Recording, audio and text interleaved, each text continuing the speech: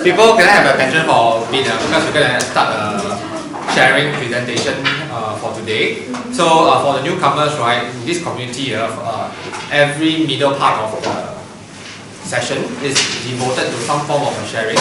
But it need not be sharing. Incidentally, last week we had a sharing and this week we also have a sharing, but we also can have games and such. You know why? Because this is Singapore. We cannot always have Indian and Chinese president. So sometimes must also have games and lepak. So what's going to happen here today is we are going to talk about brain and the relevance of the brain to tarot reading and any metaphysical kind of practices. So there will be recording done. All the videos today, right, will be uploaded into here. So if you are interested in our previous sharing sessions and our sessions, you can also go and check this website. Okay, that's the YouTube channel. Okay, let's talk about the brain. Most of the time, right, there are scientists think of brain in generally three ways. There are three ways to understand the brain. The first one is through the four different lobes. You heard of this before? Where's the lobby? You can see the brain as in four pieces, four different lobes. Otherwise, right, another way which is very common for the understanding of brain is by looking at them in sections. This is considered the front brain or the forebrain. Then you have the midbrain and the hindbrain. The hindbrain is usually for functions that are primitive. Like for example, if you happen to have a concussion and you hit the back of your brain, then that's the hindbrain that is affected. Usually, the functions that will be affected will be all the survival functions like breathing.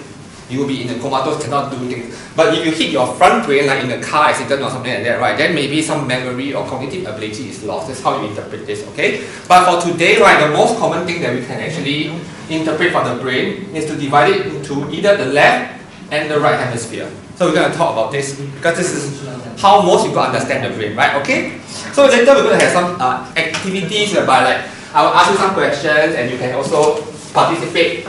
So the first thing that I want to ask you is, we commonly know of the brain as the left brain and the right brain.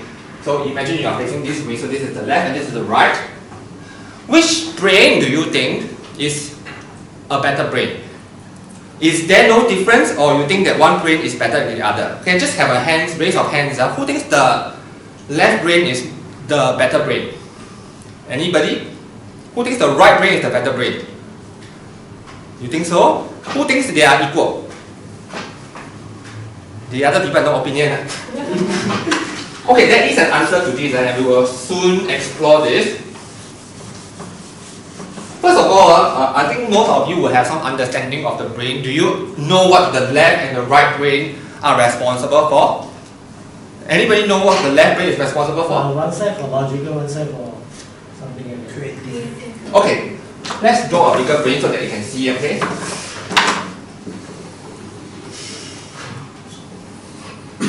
Huh? Okay. Which is the one that is responsible for logic? Left. Okay, that's correct. So the left brain is responsible for logic, comprehension, and probably language skills. Why is that so? That's because, right, the areas that are responsible for speech production, comprehension happen to lie on the left side of the hemisphere, left side of the brain, the Willigis area, the Broca's area if you're interested. Okay, but generally this is responsible for things like logic, mathematics, and such. So a lot of people who are not good in these aspects will think that they are not left brain inclined. But later we will see which is the part of the brain that you prefer to use actually. And there's a relevance to tarot or metaphysical practices. Now the right brain, what is it responsible for? Do you know? Anybody? Art. Okay. Yeah, artistic ability, yes. Imagination. Fantastic. Intuition. Yes. And yeah, spatial skills. So you know what spatial skills are? Basically, in 3D space, right? Let's say for example, you're playing sports. somebody kicked the ball or somebody threw the ball. By looking at the trajectory, you know where it's headed to, you can run towards it. All these things are in the 3D space. You require spatial skills. But more hardcore ones will be like the Rubik's Cube and all things. If you like, spatial skills could also be in the cognitive map. Some of you could be very weak at this, like to go from Tanjong Pagar to Lavender, to know how to drive, you know. But we depend on GPS and other kind. Then you probably don't have this fixed cognitive map that allows you to navigate. Then you may not be very good in this. If you're not good in this, something may be wrong, because you should be dominant in at least one of this, okay? So these are common things that we know of. Another one, right? The right brain is better at interpreting emotions. Okay, in case some of you may have already some understanding, the left side of your brain, right, controls the right side of the body. Anybody knows this knowledge? It is laterally inverted. So the right side of the brain controls the left side of your body. So in this case, it's very simple to understand. If I raise my right hand, my left brain is doing the work. But there is an exception to this. So the right side of the left brain controls the right side of the body, except for, I don't know why, but the right nostril. Okay, so when you try to sniff something, you put it into your right nostril, the information goes to your right brain. Okay, so here, let's say you are blindfolded and you are given something on your right hand, the information is received by the left brain, and the left brain will interpret this. But of course, in this case, right, how the left and the right communicate is via this middle portion, known as the corpus callosum. It's like a communicating bridge between the two, but it's very technical, so you don't have to learn this. Now, what is the implication of this thing, especially for emotions? It means to say your right brain is better at interpreting emotions. Since the right brain also controls the left side of the body, so your left side of the body is better at interpreting emotions as well. If you were to cry, your left eye should cry first. Have you ever pondered or like observe yourself in the crying process? If a person is genuinely crying, the left eye should cry first. Okay? Yeah, you observe or you go listen to a sad song. Okay?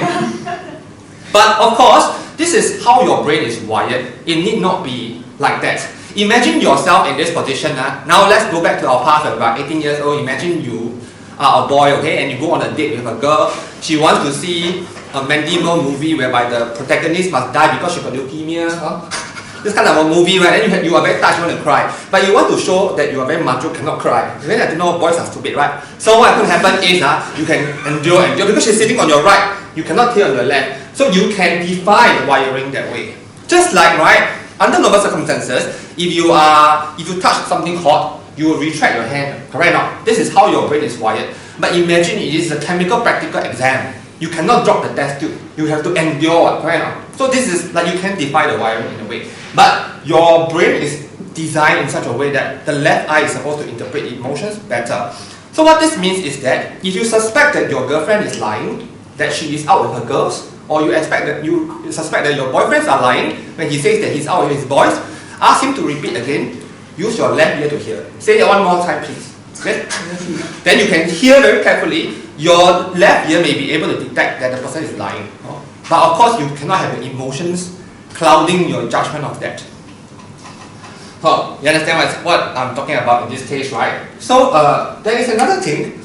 Because the right controls your intuition, it means to say, right, it is better for you to use your left hand to pick cards.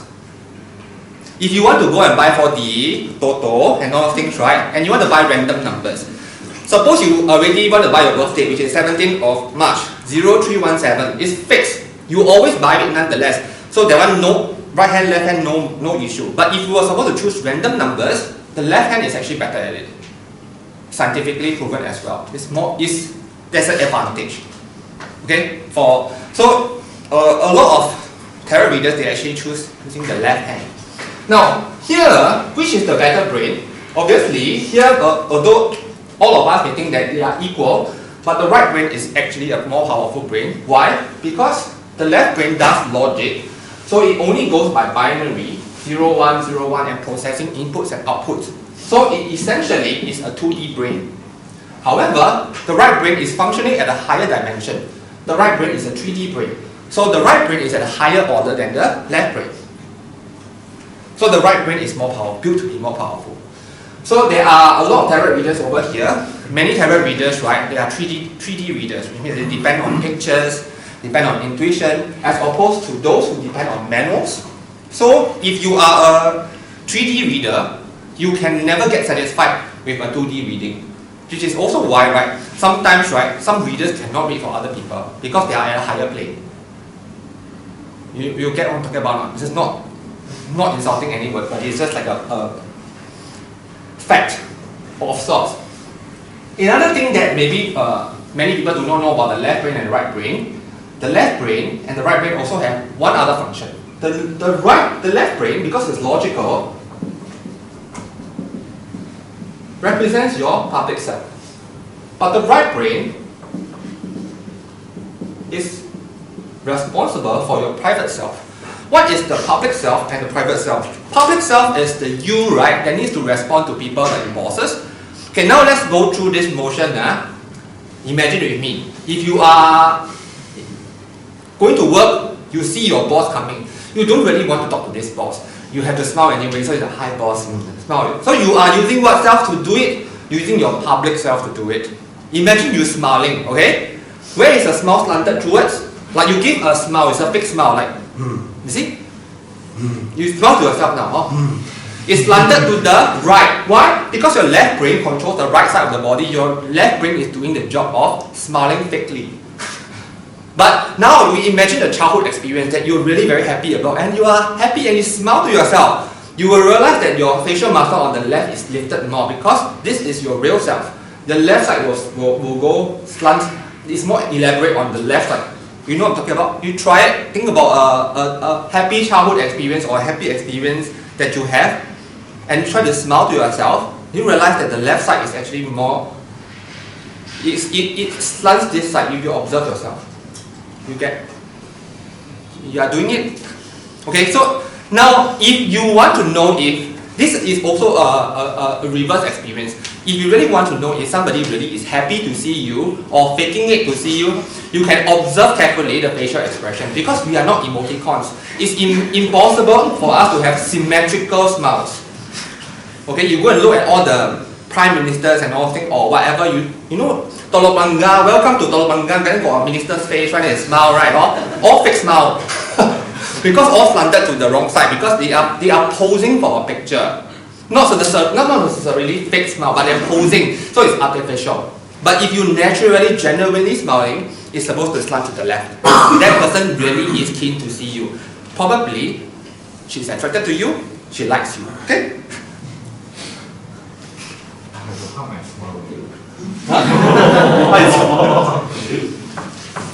Okay, so all of us, right? Where do you which brain do you prefer to use more? There are 3 ways to know whether you prefer to use the left brain or right brain if you don't already know. So there are 3 simple tests. So I want you to perform it with me. The first one is, I think probably some of you may already know, it's called the hand clasp. You put your hand on top of the other, the right above the left first, then now you do the left above the right. Which one feels more comfortable? Left over right or right over left? If you prefer the left over the right, then you for this, you consider yourself to be left. Okay, you save this information first, I'll tell you later, okay? Which one feels more comfortable?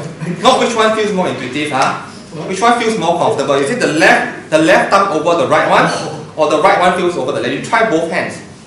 Which one of them you'll feel more comfortable, right? Okay, so you either have a left or right. You save this information, later I will ask you, okay?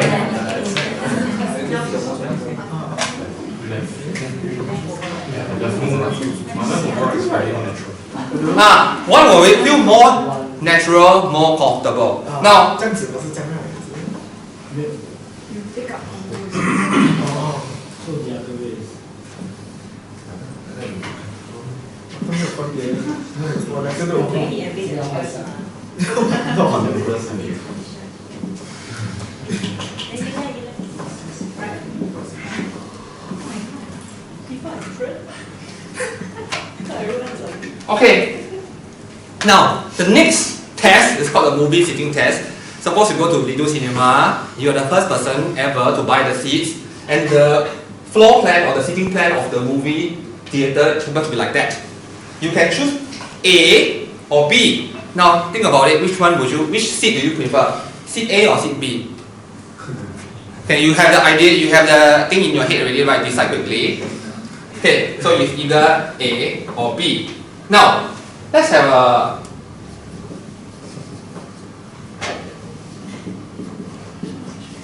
how many of you here, you chose L and A? Can you raise your hand? I will just count. 1, 2, 3, 4, 5, 6, 7. Alright, anybody LB? 2, 3, 4, 5. RA? 1, 2, 3. RB? You are. Okay, now, those people who choose LB, okay. Okay, those people who choose LB, the 5 of you, you are definitely pure right brain. You prefer right brain all the time. You are left LB. Okay, the RAs, right, are those who prefer to use the left. All these people, right, you are flexible in between. Now you might ask, how come the B, right, is I sit on the right, isn't it supposed to be like reflective, so I should be right brain, but it's not like that. Imagine, you go to a cinema, you will sit B, let's just talk about B only. We assume that most of the stimulation, most of the information comes from the center of the screen, over here. Okay? And you are seated over here. So what this essentially means is that, now we can go physics. This is the center of the brain. Center of the screen.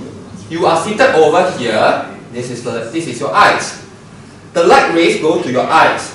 Which light ray is shorter? The one to your left eye, actually. What it means is that even though by a few milliseconds, your right brain wants the information first, you are right brain. Because the right brain controls the left eye. Get the logic?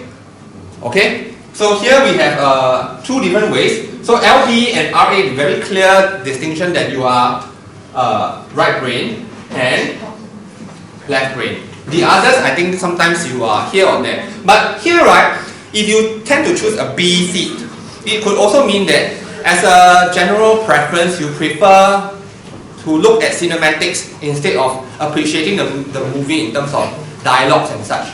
Okay? Now, what is the third way? Many of you will not have this privilege, so to speak, of having this test. Is the hair test. I think all of you are not that old for your hair to grow white enough, but for some of us, right, if we flip our hair, we know that one side of our hair grays faster than the other side. Okay, for me, it's always this part of very white, I have to dye it as compared to the other side, and then this is the left side, is right brain. Okay, it means you use your right brain more. That's why this side grays faster. Next time when you become old, right, or some of you are already, then you can observe which part gets grey faster. There is actually a better indication of which part of the brain you use more. Okay, now since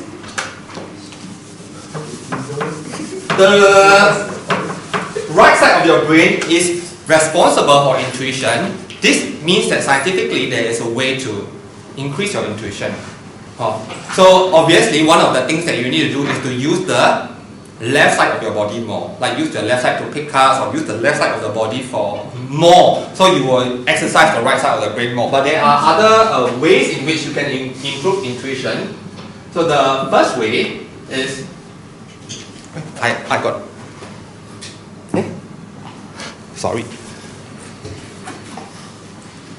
I got an acronym for it. What are some of the things that you can do to improve your intuition? The first one is to imagine. You know what this really means? Most of the time, right, we don't really imagine because we do a lot of consumption. So, what are some real life examples of using imagination instead? It could be, instead of watching a movie, read the book instead. Because the movie shows you what actually, so you are cut off from the imagination. Better still, write a novel. You are using imagination. So this is one of the ways in imagining. In very crude terms, imagine. Don't watch porn. Okay. Now, another thing that you can do is try to form analogies. Okay, a person who use right brain a lot, they are very able to form parallels between two different things that are seemingly unrelated. When you can find analogies in real life, it is very easy for you to exercise your right brain. It's a muscle. So here are some examples for you to do that. Another one is, interestingly, decide swiftly. So if you do not procrastinate, you are using your right brain more. How does it work? It's just like, if you decide to do something, just go ahead with it. Why? Because the left brain is actually the one that is responsible for processing whether cost-benefit analysis, whether worth it or not. When you are thinking too much, you are actually choosing to use the left brain instead. The right brain is just like, do it, decide, I think it's okay, just go ahead with it. So you are actually using your right brain to make the decision over here. Therefore, I think this is quite obvious to some people, but need not be for many. I just personally, I don't meditate because I do not know how to meditate, but meditation helps to cut away from the outside world, which is the sensing world. Meditation is one of the things that you could possibly do. Then,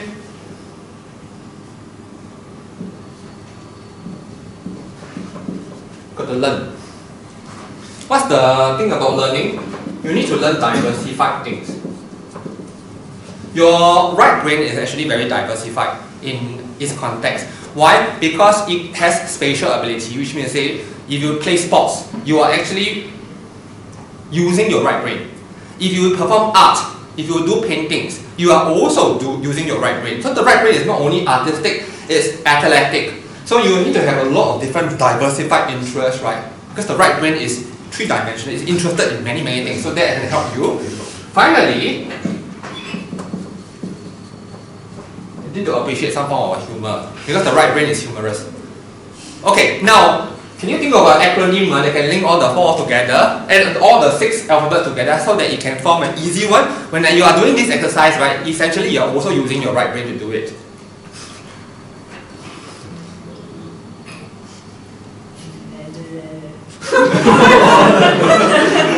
No, I think use the initial and then form of words. Right? Yeah. This is not a logical task, it's like a creative task. Thinking out of the box task is like you have to piece the thing together in certain ways, like mixing and Rubik's Cube or things like that. Trial and error, which is a right brain function anyway. Just deliberately write it in such a way so that you think of a way whereby you can join them into something.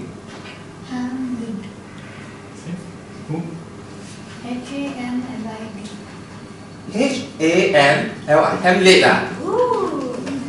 There's such a word, right? I don't know. If it works for you, okay. Now, actually, for me, it's actually very funny, okay. I thought of the tea, Yuma. Which is an existing brand for you to. So, doing certain things like playing games of sorts, right, can also help in exercising your right brain. So, if all of us are in the community of tarot reading or even in some form of metaphysical practices, it does help you to elevate yourself. So these are some of the ways. I hope that this session over here does give you some things that you do not know at least. Thank you very much.